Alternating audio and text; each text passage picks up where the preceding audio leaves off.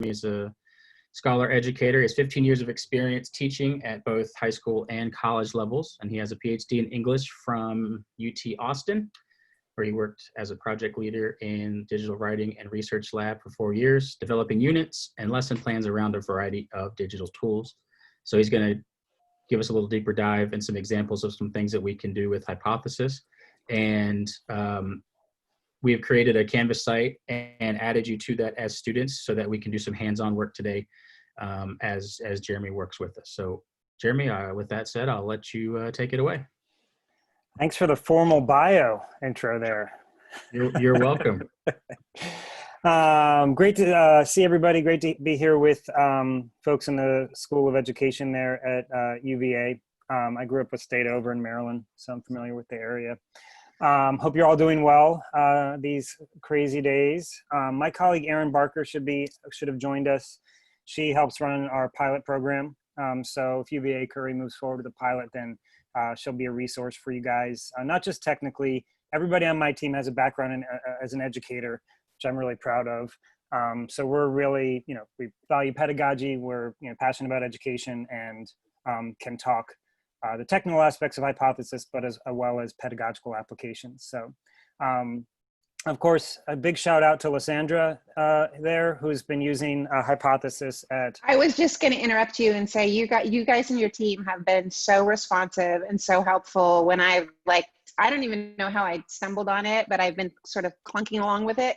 Yeah. And you guys have been really helpful. Awesome. Well, I appreciate that and appreciate your work. I mean, really, this all started with Lysandra, I think, finding the app, picking up the app, connecting with me, getting the app installed, and then connecting with Dave. And here we are, poised to explore this technology across multiple courses at Curry, which I'm super excited about. I love working with folks in education because, like I said, specifically, researchers in education and teachers of education specifically, because I think, our tool is very pedagogically grounded and we want it to be, and we value that feedback. So I do have a deck. I do encourage you to interrupt me at any point.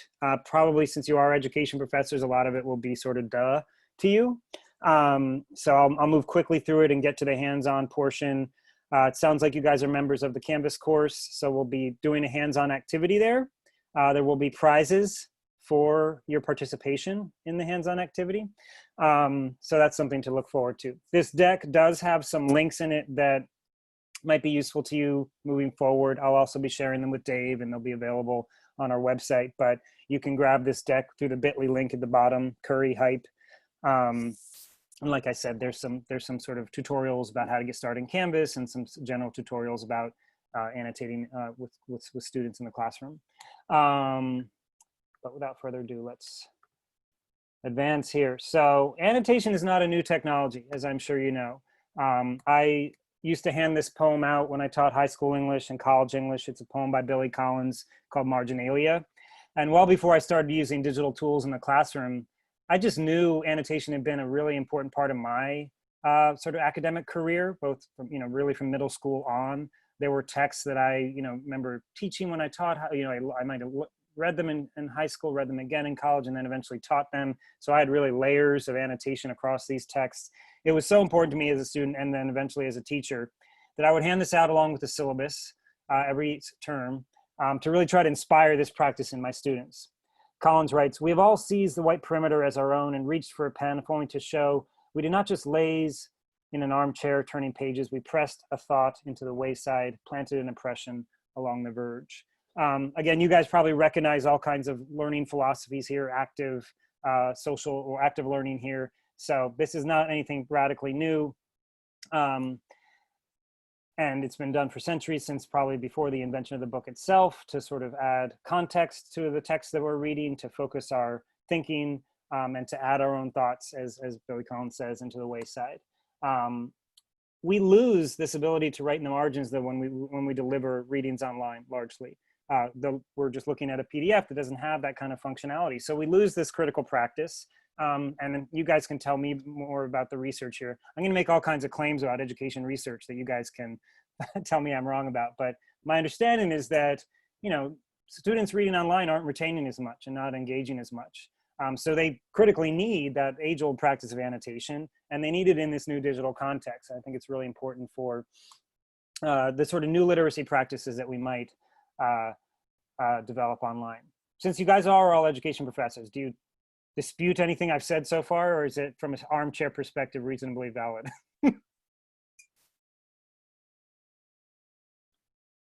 I'm gonna take that as a yes. Yeah, very valid, Jeremy. Thank you. Great visuals. I definitely like the quote at the very beginning. Yeah, Cool. I have been thinking about this, bringing the course online that I did this spring, actually two, and thinking about, of course, this summer that hopefully, I'll be able to offer. Doing notations, or exactly what are the students getting out of the readings that you've posted. I mean, we've digitized so much material and sent it all in. Yeah, I love to see what the kids are doing with it, actually. So Awesome. Thank you. Yeah, cool. Thanks for the feedback, Stephen.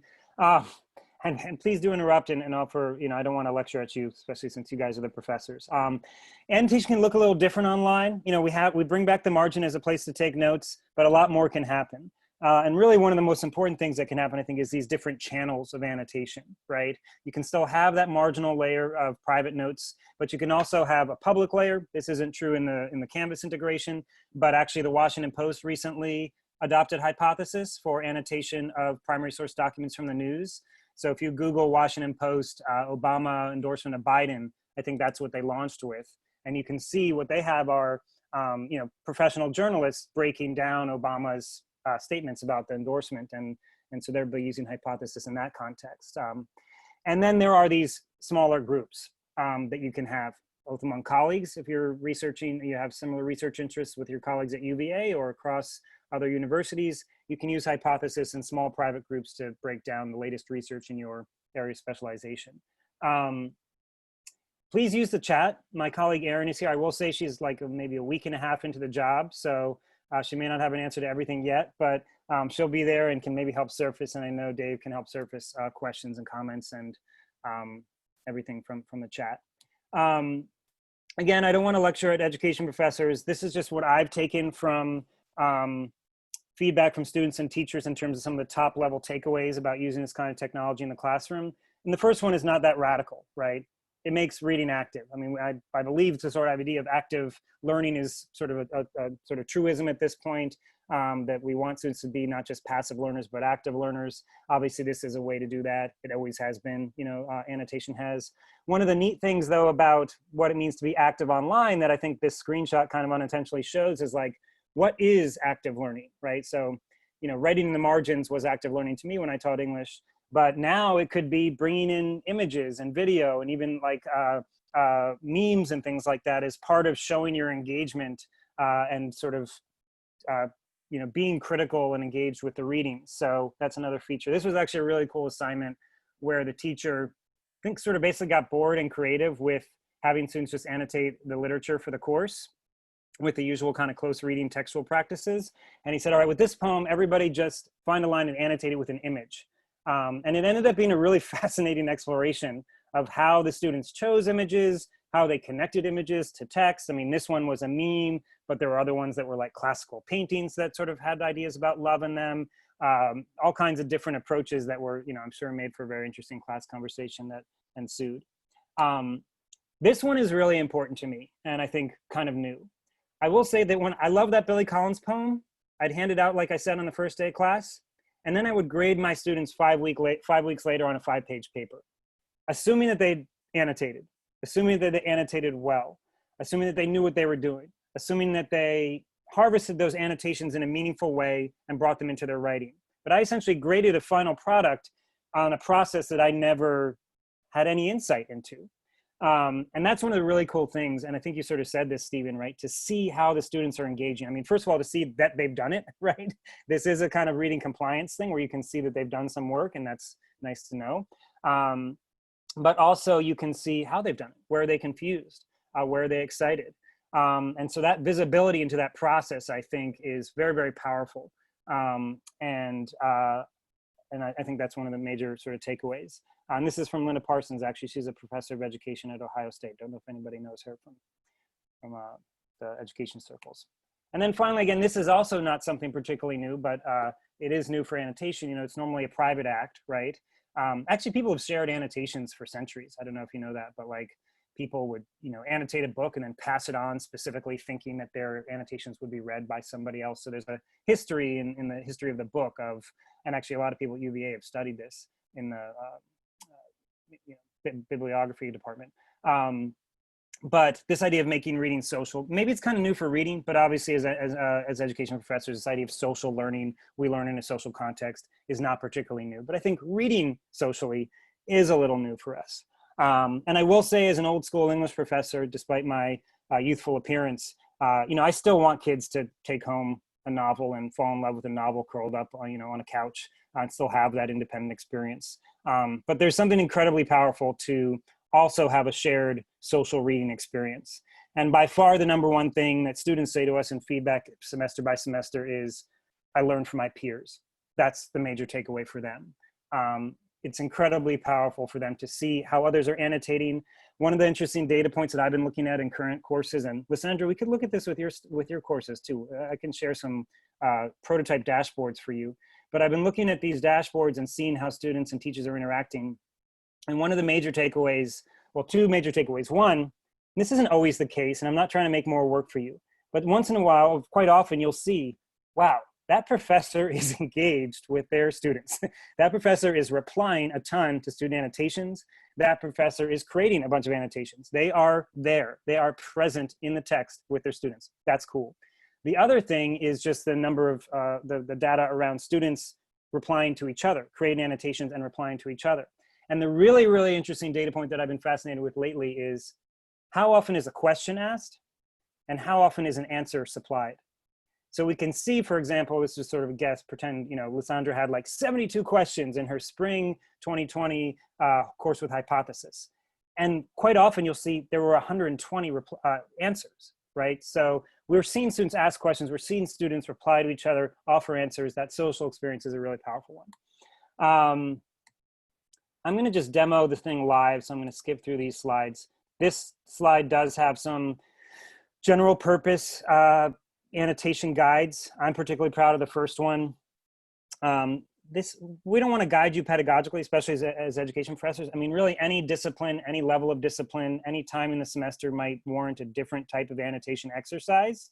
And mine are sort of focused on the English professor, you know, use case, the close reading use case. So my etiquette might be different from yours. For example, you know, when I use annotation in the classroom, I'm very interested in the discursive mode, right? Students replying to each other, making long discussion threads instead of in a discussion form, but doing that in the margin of a text. There's definitely a use case for not using replies, right? I was talking to a community college professor the other day. Her students were very new to academic writing, didn't really know how to paraphrase. So they just practice paraphrase with Hypothesis, at least for one assignment, right? Grab 2 or 3 sentences, restate them in a way that's not plagiarizing. And she could see that. Not something you're going to reply to or create a nice long discussion thread around, but certainly a valid use of the tool. But my etiquette is the things like, you know, think about what you're selecting. Don't select an entire paragraph if you're only going to comment on 5 words of a sentence.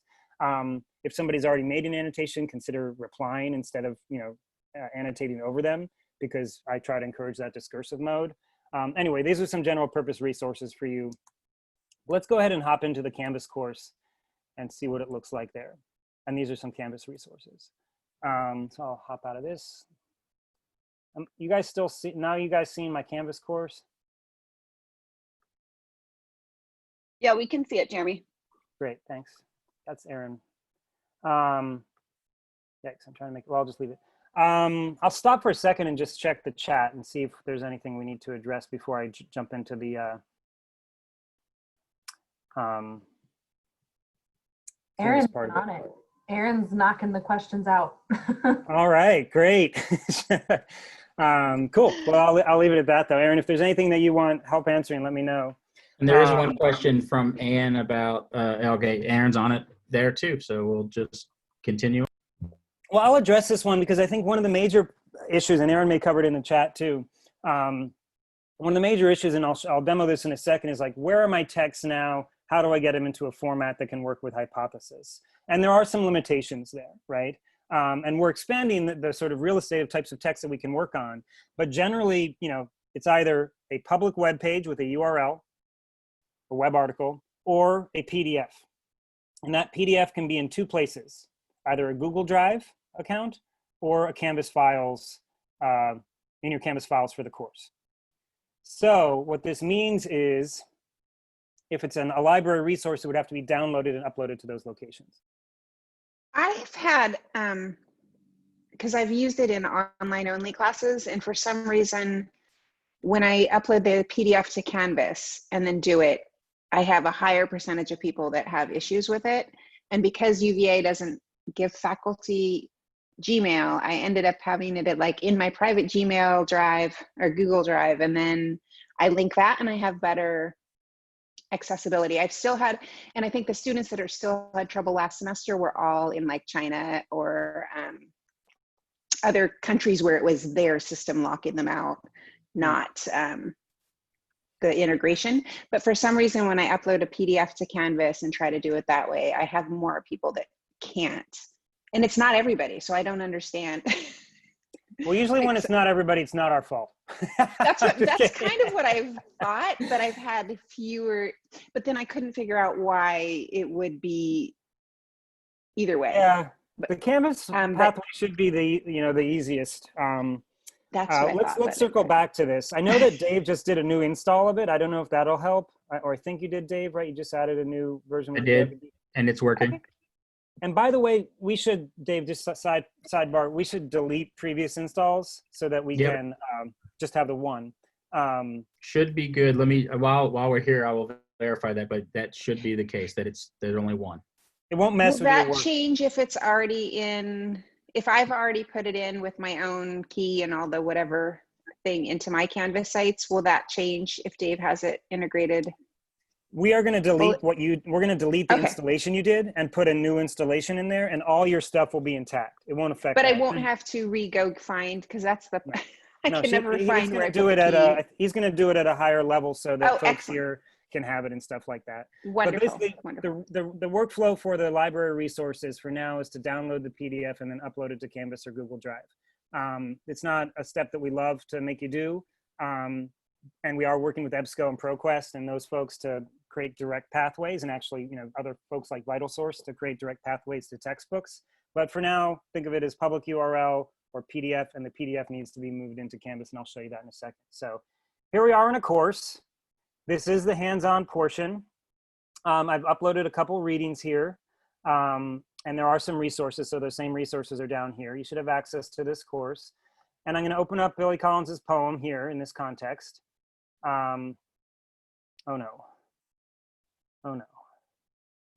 All right, this is going to take me a second to go back to my email to find out what my password is and the link and everything.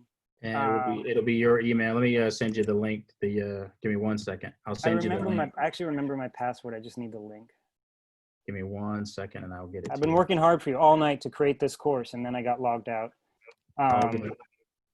The proxy links also won't work, Ashley, because those aren't public links. Eventually, we're working with those folks to create an easier pathway. But those proxy links are like authorizing, like I know this person's at UVA or whatever. So, and then Hypothesis kind of gets blocked out of that process. There we go. Sending it to you in the chat, Jeremy. That's the link for you to log in. Okay. So we'll do the whole process here. Yep. There you go. Phew. Thank you. So I'm going to load the Billy Collins poem. And this is the hands-on portion. So while we're working here, please go ahead and choose one of these readings and jump into either the Billy Collins or to this essay by Sam Anderson, the former New York Times review book review editor who writes about social annotation. Jump into one of these and start creating some annotation. So here I am inside of the Billy Collins poem. You see that Hypothesis is right here. It's this sidebar. We have a group called Hypothesis Workshop because that's the name of the course. You can see here, and I'm logged in automatically. I'm given this little tooltip at the beginning about how to use annotation. I'm just going to shut that out for now. But when Hypothesis is active on a text, get down to the poem, I can select text and annotate. Now I'm getting so English teacher where I have to find something that that I really want to talk about. So I select text, I click annotate. Let me go back for just a second, actually. I select text. I can highlight, which is a private act, or I can annotate, which can be public or private. So I can make an only me annotation, and that's something that would only be visible to the student themselves. That's not even visible to the teachers. So again, that private layer. But here's the annotation window, and you can see that there's a lot of capability here. There's formatting options. You can add images, video. I don't think we have any math folks, or maybe we do, but you can use LaTeX here. But yes, students tend to write what the prof says in class. I don't know, I'm just sort of making this up on the fly, right? So that saves the annotation, and now it's there. So go ahead and create an annotation on the Billy Collins poem or on this article by Sam Anderson, which again is a lovely read. I think I've already planted an annotation here. And there are prizes for completing your work as part of this exercise. Looks like Erin's already in there. She doesn't get a prize because she works for Hypothesis, but Beverly, I'll give you a prize, Beverly, when you create an annotation that has some meaning. This is just, a test annotation. I want you to really read the text, right? Oh, no fair. We'll give you half a sticker or something like that. When I can send stickers through the mail safely to Dave, I will send them, and then he can safely distribute them. I did want to show you something though. So we have three annotations here. Thank you, Beverly, for being the first there. And I'll just show you, you see this little red arrow up here? This red arrow up in the upper right-hand corner. When I click on it, that's indicating that a new annotation has been created. So I'll refresh the sidebar. And I'm not sure why it was telling me that. Oh, let me do it again. Yeah, because Stephen has created an annotation as well. And so I can reply to his annotation.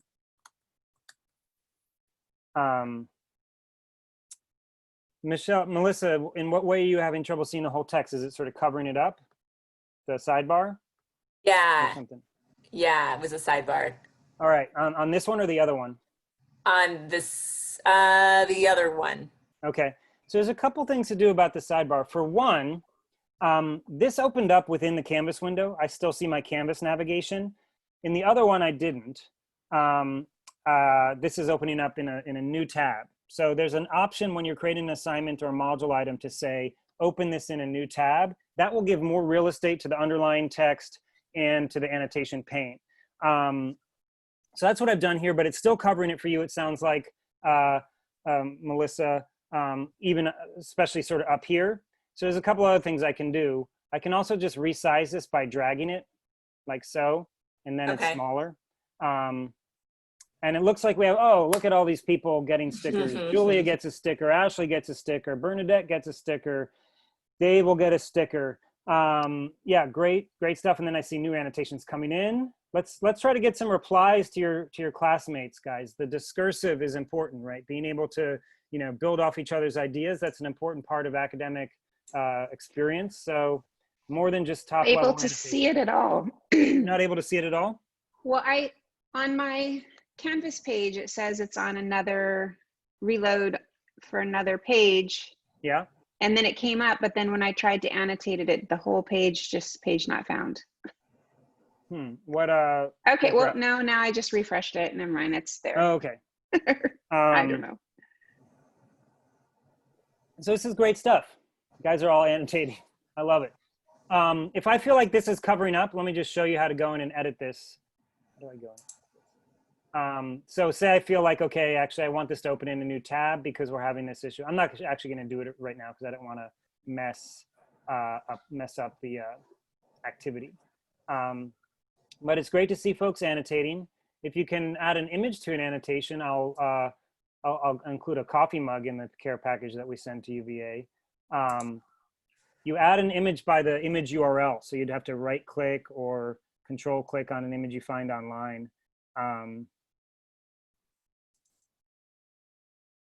This one actually has Billy Collins, reading the poem on the page, but one could go and grab the YouTube video of him doing so. Ashley, you get a both kinds of stickers. Bernadette, Christian, you get both kinds of stickers for your replies. All right, great group. Any questions as you're playing around here?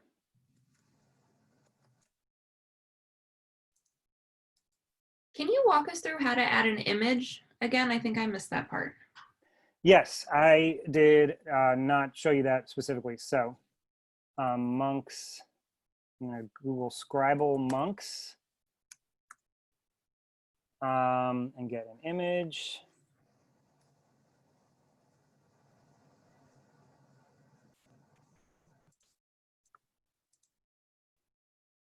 So I can go to an image online like this one. Oh, this is a good one, right? And I'll copy the image address. You guys seeing what I'm doing? So I copy the image address, it's a URL. And I come back to marginalia.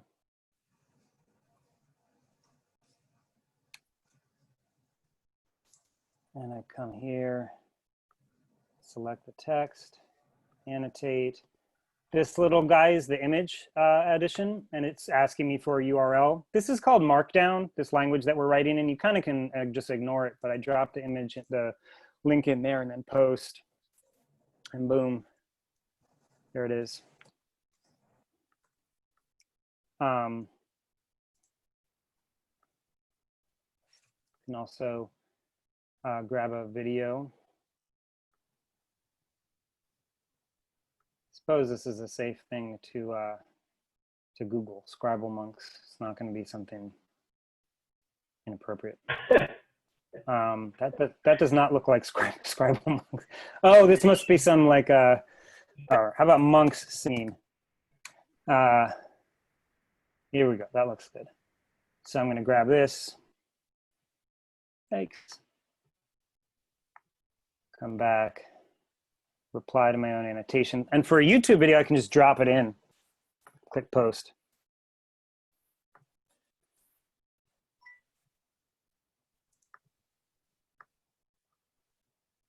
Of course, my bandwidth is spotty with my entire family on their internet, but that should play. Can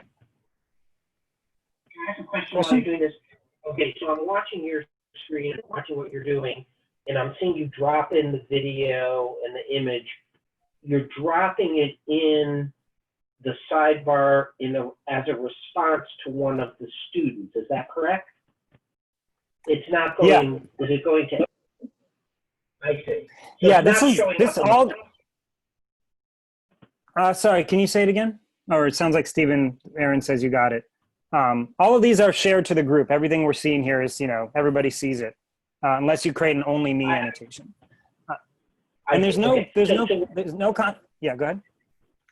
Yeah, so we're putting it in the sidebar, but even though you're responding to one of the students, everyone else can see everything in that sidebar.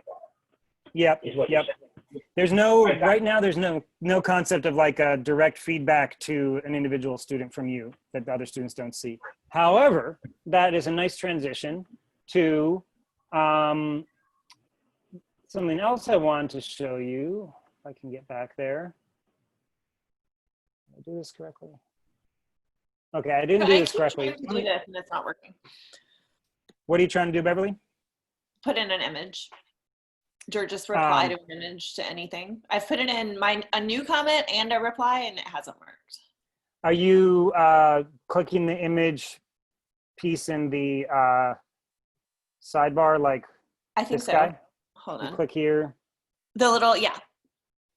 And then you should just paste right there, but you got to keep all that gobbledygook around there. Right. I didn't. Yeah, it just automatically pasted it, and I hit post to hypothesis. Let me try a different image. What happens sometimes, yeah, it might be, you have to be aware that you need to, so images have a home online that's separate from wherever they're embedded, like in an article. So you need to make sure it's the image location. And sometimes, especially when I do that from like Google image search, if I don't go to the specific part, where it's actually the home of the image, it will show up as gobbledygook. Oh, that's where I am. So I'm in image search. So I need to go to the site where the image lives. Yeah. Okay. It's a little bit longer. There's a way to do it from Google Drive, but So I unfortunately didn't totally set this up perfectly, but one cool thing that you can do that I'll just quickly demonstrate in a different Canvas instance is there are two ways to create hypothesis assignments or hypothesis annotatable readings. One is through a module item, right? If you create a hypothesis annotatable reading as a module item, then it's not connected to the gradebook, and it looks like what we've just done. But you can create one that's connected to the gradebook, and that's through the assignments workflow, and I'll show that to you in a second. But I just want to show you our speed grader view. When you create through the assignment workflow, you can look at these readings in SpeedGrader. So for now, we've got a poem, we've got students annotating it. There's not that many, but still enough to look through. Like, did Erin do her homework? Did so-and-so do their homework? But the SpeedGrader view chops up the view of the text with annotation, student by student. So I can look at just Melissa's annotations on the text and her replies. I can look at just Erin's annotations and replies on the text. And this is where, Stephen, I can do a private comment for that user and say, Erin, I really like the way that you're engaging with the text. I'd like to see you, engaging more directly in collaboration with your classmates by replying in ways that build on their ideas. So this is a way where I can sort of, evaluate by, through the gradebook, but also offer that private feedback on their reading practices. And I can cycle through in this top bar up here, student by student. So this is just model students' annotations. And by the way, I still can engage directly with them in the normal sort of public group way by actually responding to their annotations, but I also have this private gradable way. So model students' annotations. This is just teachers' pets annotations, so a different set of annotations and replies. And then, as per the name, Class Clown has not done any annotations. So this is time to ping them and say, get off your butt and do the work. So that's the SpeedGrader way to do this. And then let me just show you the workflow here of how to create these. And I'll respond to Melissa's question. 50-person class, I've had students individually respond to questions posed in a reading guide to help guide them. I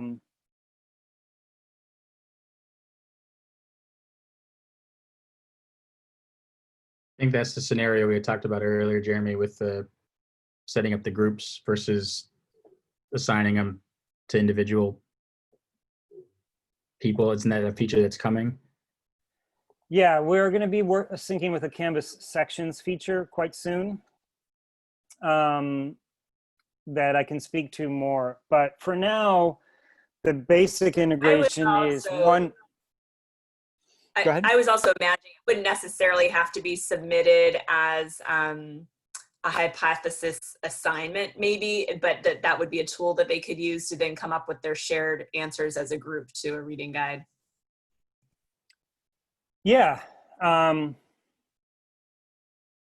Yeah, I need to wrap my head around that one for a second. I think I just hit a lull in my coffee intake, and I'm not just sort of. I did it, Melissa, for an online class, but you did have to, the first time I did it, I assigned different assignments to different groups, but I used the same document. And then, so they were all annotated on the same thing. And I didn't realize that because it was, but when I did it as an assignment and I only assigned to that group of 6 people, and then even though it was the same document, I had to do it as different assignments so that they weren't all on the same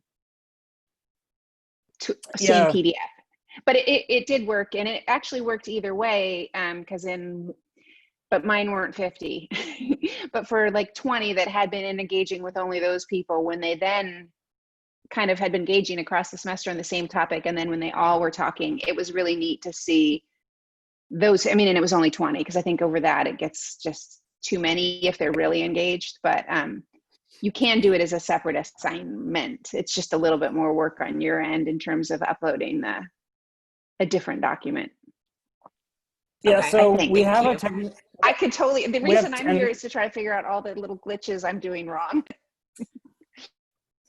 Yeah, and we can, follow up as part of the pilot. We're here for you to answer these individual questions to help somebody, get going with the images and things like that and all this stuff and what to do about smaller group work. But for now, it's a one-to-one relationship between a course group and a course roster and the hypothesis group. We are rolling out an integration with Canvas sections very soon. Might be certainly in place by fall, possibly even before that. And then there are some cultural workarounds. Say if you have, that Billy Collins poem, Whatnot wouldn't be viable with a 30 student class, right? Too many cooks in the kitchen, as it were, right? A 30-page academic essay with 30 students, even 50 students. I mean, we have courses that are over 100 using Hypothesis. So it's really a matter of thinking about the density and length of the text and the size of the course.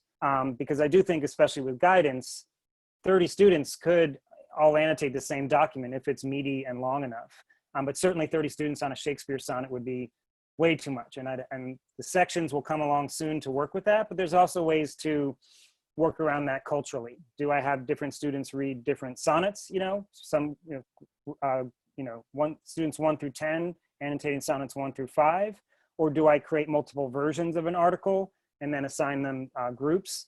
But we can, dive into those kind of specific use cases later. Let me just quickly show you the workflow here. This can be done through assignments, but I'm just going to do it through modules. But I add a module item. I choose type external tool.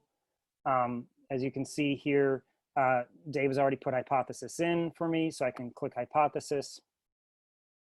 And then this is the main page to be thinking about in terms of how my texts are coming in to the collaborative annotation exercise.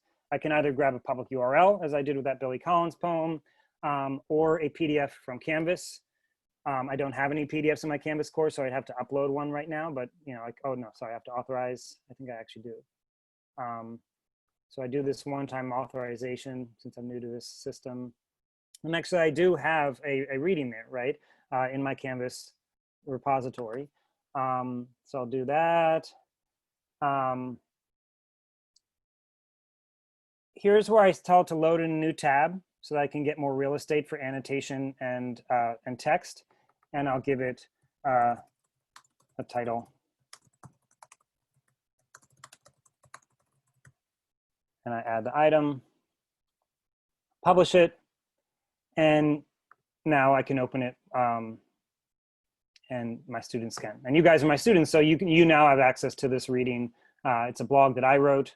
I think it's quite profound, meaningful, especially in this moment. So I highly recommended reading, if not required. Joking, don't see smiles, but I'm joking. But now it's annotatable.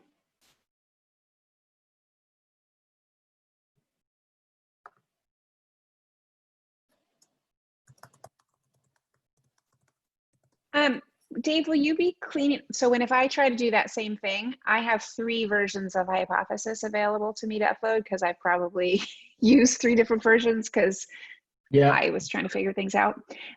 So one of them, it shows what you just said. And the other 2, I guess, are previous versions where I could only do web or Google Drive, which is maybe why I was doing it for Google. Okay.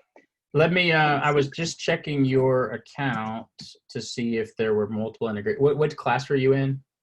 The one I checked. I don't know. I grabbed a random one. Let me see. Oh, that's because I just added to my summer class this last week because the 5230 for summer. All right, let me check that. I'll check it offline offline and then we can connect. Sorry. No worries. Nope. Yeah, we'll clean that up. Any other questions at this point? About just the Canvas piece of it all and how it integrates? I know there's a question about images. There was another question I saw that I'm not sure I got to.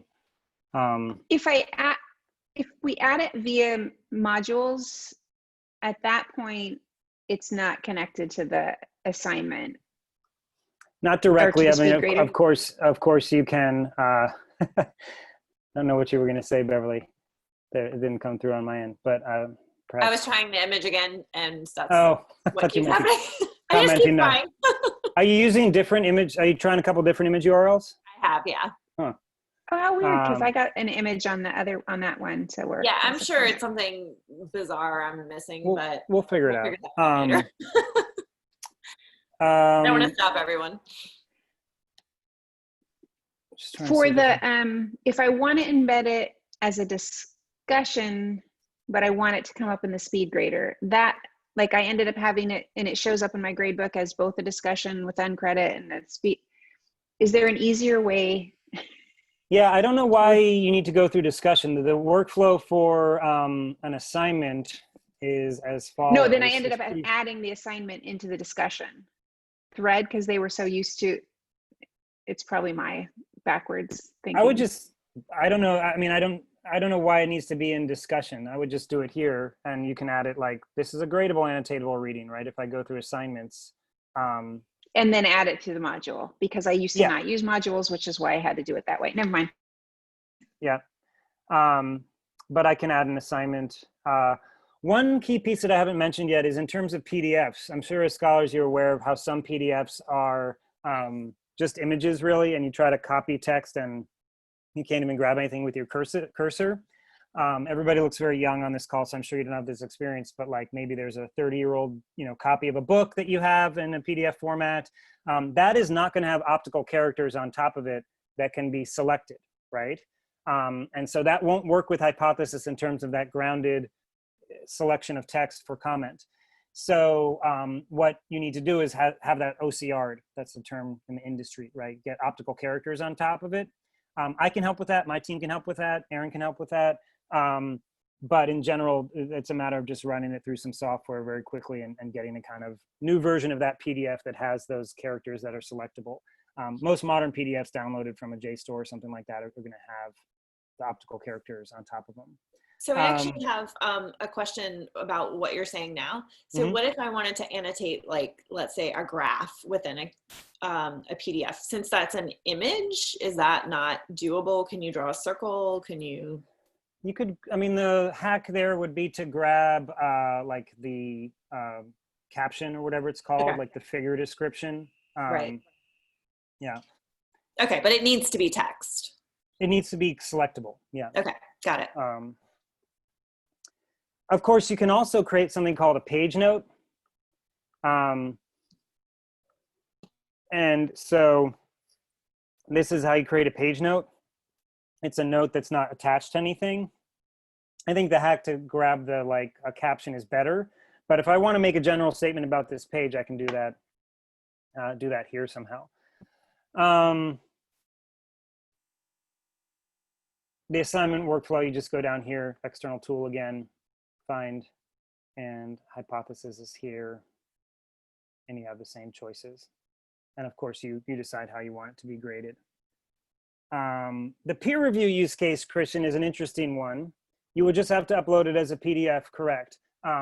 Unfortunately, there's not a way right now for a student to create a hypothesis, activity, right? It has to be the teacher that says, I have the reading or whatever it is, or the thing, and I'm putting it into Canvas and adding hypothesis. So if you did peer review, you'd be saying, and I'm imagining peer review student work, you'd say, okay, students, send me your papers as PDFs, and then you would have to upload those. One cool hack that I've seen people use is just put all of those into one giant PDF document, like all the papers into a big single PDF, and have the students annotate there. That saves you from doing it, n times.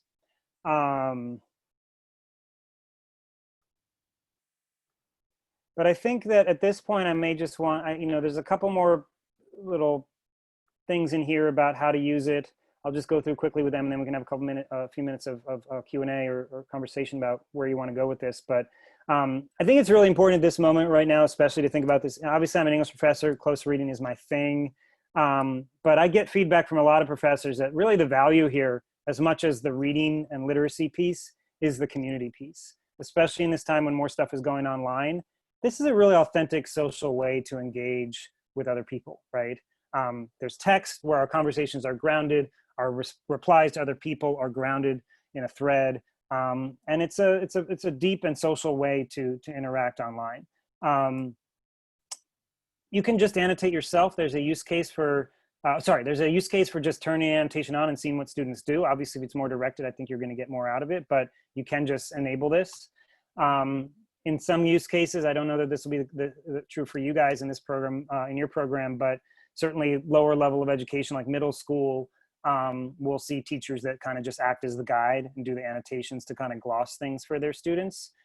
Certainly you can go in and model annotations. Certainly you can go in and add prompts that students would reply to. You don't want to make those, what do you call it? Single answers. You want them to be open-ended questions, right? So that, of course, if the first person says the answer is 6, the next 5 annotations are not going to be very interesting. But discursive prompts that basically are like discussion forum prompts, but embedded. I think the seminar sort of discursive mode is the most powerful and important. But anything that can be turned into a PDF, the peer review question came up, anything that can be turned into a PDF is viable here. So even lecture notes or a slide deck of your lecture can work as well. And the last thing to say is just you're in good company. We've got a lot of schools turning to annotation now, excited about annotation. A lot of folks in education, actually. I was just on the phone right before this call with somebody from Florida Atlantic who's starting a research study, wants to start a research study of annotation. There's some interesting research about annotation. So I don't know if you have grad students or are looking for a new project yourself, but we welcome collaboration in terms of efficacy or just other questions around the use of annotation in education. And we're here for you is the bottom line here in terms of technical support, also in terms of pedagogical support, and in terms of other collaborations. Like I said, if there's a research project you see where Hypothesis could fit in, we'd love to chat about that. And that's really it. I think let's spend the last few minutes answering any lingering questions or talking about some other ideas. One last thing, I can't stop myself from talking. One last idea in terms of the different things one could do with annotation up here, especially as an initial assignment. And this is something I sort of stole from Remy Kalir, who's a professor of education at CU Denver, is annotate the syllabus or annotate some other ancillary documents related to the course. I think this is a great way to sort of introduce Hypothesis as a tool in a low stakes way, especially if you're teaching online. I mean, the first day of every course when I taught face-to-face was like, here's the syllabus, let's walk through it. If you're not meeting in class to do that, or there's a way to do it online where it's like, if you have questions about where we're going with this or what you're most excited about, that's a way to get to know the tool and also have students sort of engage as co-creators in a way of your course.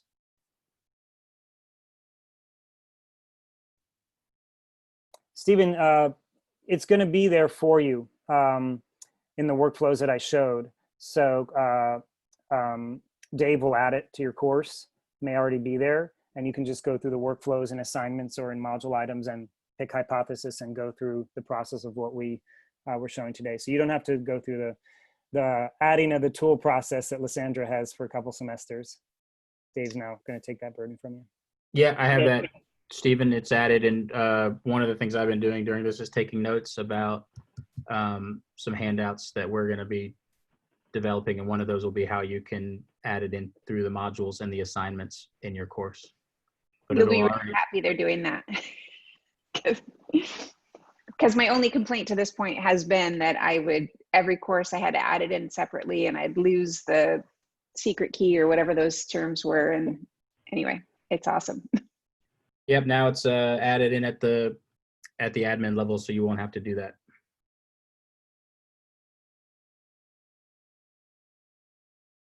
Any other questions?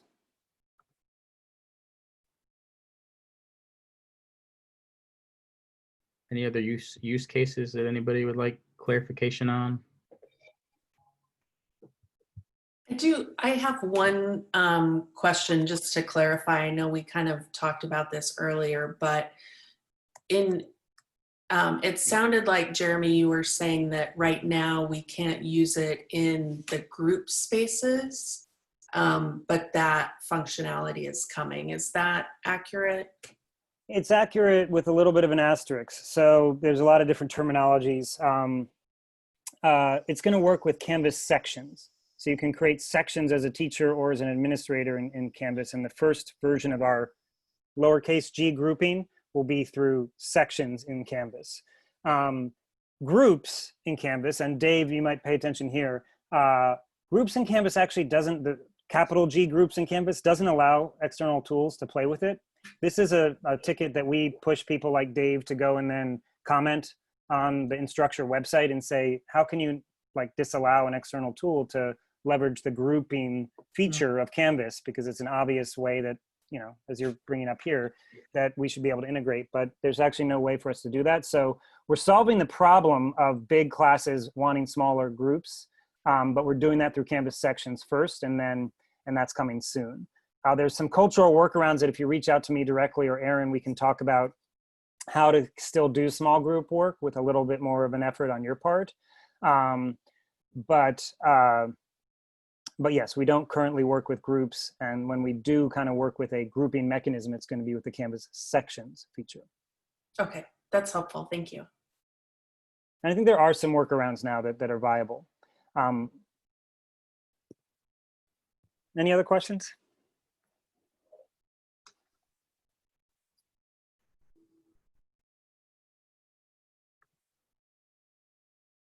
Yeah, Melissa, it's the top priority. It's what we're working on now, and we're releasing it first in Canvas. I suspect it may certainly be available by fall. I don't know if it's going to get in place in time for summer work. And again, there are some cultural workarounds. So if you have a situation where like, I need to have students work on this in a small group setting, let me reach out and let us know, and we can maybe help you with the cultural workarounds there.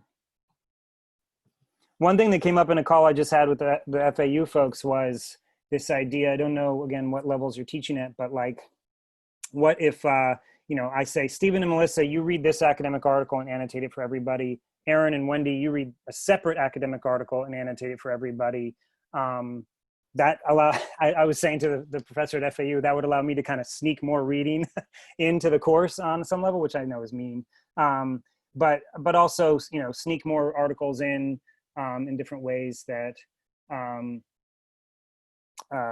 know, students can then have as a resource. So if Aaron and Wendy, or I forget what the group was, have annotated something, that might give a student who wasn't in that group a little more access to that article. You could also use that as a springboard for, you know, presentations. Like, okay, Aaron, Wendy, you guys annotated this article. We've looked at it. We have your annotations. Walk us through it. You know, give us a presentation on it. So there are a lot of different use cases for that. By the way, that is actually where Erin is, her background. But Jeremy, if I understand you correctly, if we wanted different students to annotate different readings, we'd just assign it. We wouldn't have to worry about groups or anything like that. Right. It would be a social, you know, you'd socially communicate that rather than technically communicate that. Okay, good to know. Thank you. Mm-hmm. But there is a way with some effort. I'm not going to go into it in 3 minutes. There is a way with some effort. If I really need Aaron and Stephen to read an article, the same article separately from Melissa and Wendy, I can do that now. It takes some additional effort, and I think the cultural workarounds are better. But if you really need that to happen, like everybody needs to read this article and they need to read it in small groups, we can help you make that happen, but it'll be a little bit of a... Yeah, and I can show you how to do that. Anybody who wants to go that route. Big classes like Melissa's is not going to be efficient, but for the smaller seminar classes, it's doable. And I mean, it's doable for the big classes, but it would take a bit of work. And Dave, you know about having to sort of redo the fingerprint of a PDF for that? No, so maybe you and I can go over that sometime next near future. When you're not hiking on top of the mountain, Yeah. Well, I still have 2 more weeks before the next trip, so maybe sometime between now and then. Dave, that's something that, excuse me, that's something that I would be interested in, is because I have students read in groups at the beginning of the semester. So when you are ready to show me that, I'd be really interested. Sure, that'd be fine. No problem.